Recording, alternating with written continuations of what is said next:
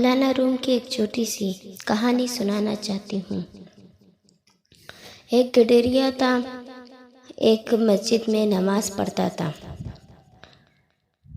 گاؤں کے امام مسجد سے اس نے پوچھا، سرکار میرے یہ جو مویشی ہے، بھیڑ اور بکریاں، ان کی چراگاہ دریا کے پار ہے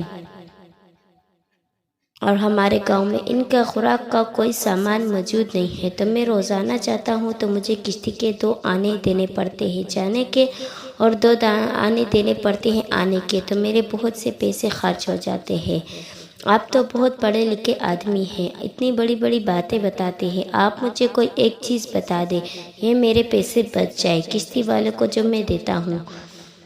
مولا نے سوچا کہ اب میں گڈریوں کو کیا سمجھاؤں گا، اس کی سمجھ میں کیا آئے گا۔ کہا، بسم اللہ الرحمن الرحیم کہہ کر اپنے مویشی بھی اور تم بھی دریا میں اتر جایا کرو۔ اگلے سے صاحب یقین نے بسم اللہ جو مولا نے کہا تھا اس پر اس نے یقین رکھتے ہوئے بسم اللہ پڑھی، اپنی تہبت اپنی کمر سے باندھا اور مویشی کو بھی اور خود بھی دریا کے پار ہو گیا۔ بے حد خوش تھا، 2 آنے بچ گئے، اب بچوں کے لیے کھانا اچھا آ جائے گا۔ واپس بھی ایسے ہی آ گیا۔ اب زندگی بہت اطمینان سے گزرنے لگی۔ ایک دن شام کو اپنے مویشی کو گاؤں واپس لانا چاہتا، دیکھا مولا بھی وہاں کھڑا تھا اور بہت پریشان تھا۔ دنیا بھر میں دستور ہے سورج ڈوبتے ہی کشتیاں الٹی کر دیتے ہیں۔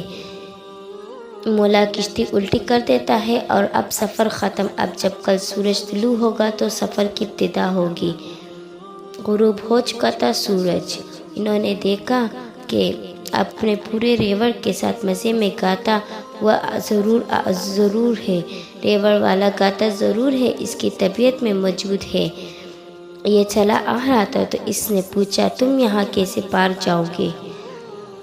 تو یہ تو کشتیاں الٹا کر چکا ہے، کوئی مولا نظر نہیں آتا، کوئی کشتی نہیں۔ اس نے کہا، واہ مولوی صاحب واہ، مجھے تو آپ ہی نے بتایا تھا کہ بسم اللہ پڑھ کر دریا کے پار ہو جایا کرو، خود بھی اتر جانا، مویشی کو بھی، تم پار ہو جاؤ تو آپ بھی بسم اللہ پڑھے اور چلیے میرے ساتھ۔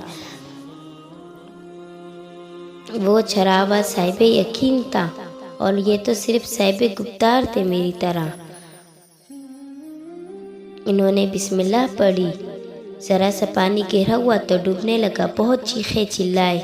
چراوا واپس آیا، وہ اس سے آگے نکل گیا تھا، واپس آیا، کہا کیا ہوا خیر ہے؟ کہنے لگا میں تو ڈوب رہا ہوں، میں تو مر رہا ہوں۔ اس نے کہا خیر؟ اس نے انہیں اٹھایا اور اپنے کندھے پر رکھا اور جب ساحل پر لا کر کنارے پر اتارا تو کہا، مولوی صاحب یہ بسم اللہ تو آپ ہی نے مجھے بتائی تھی، تو آپ سے کیوں نہ دریا پار ہوا؟ تو انہوں نے کہا، جس یقین سے تم پڑھتے ہو وہ میرے پاس نہیں، وہ میرے پاس نہیں۔ زندگی کی مشکل حل کرنے کے لیے پہلی چیز یقین ہے اور یقین تک پہنچنے کے لیے اور دوسری چیز محتاط ہو جانا ہے۔ ریوڑ کچھ کہتا ہے، یہ ایک علامت ہے، یہ نہیں کہ 4 بکریاں اتر گئی تو باقی ٹٹکی ہی پیچھے کھڑی ہیں۔